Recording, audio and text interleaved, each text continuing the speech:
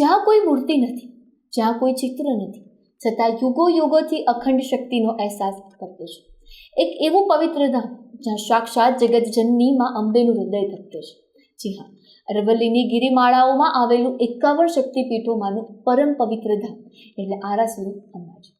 શું તમે જાણો છો, મંદિરમાં માતાજીની કોઈ મૂર્તિની પૂજા નથી થતી.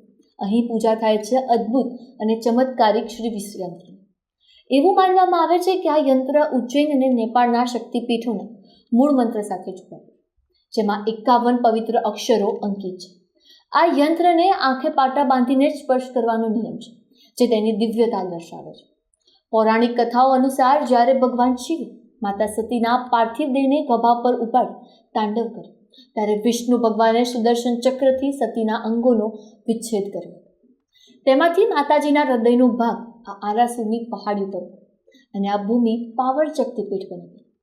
ભગવાન શ્રી કૃષ્ણના બાબરી ઉતારવાની વિધિ પણ આ જ ગબ્બર પર્વત પર થઈ હતી અને વનવાસ દરમિયાન પ્રભુ શ્રી રામને રાવણનો નાશ કરવા માટે અજય બાણ પણ માં અંબાએ જ આપ્યું હતું.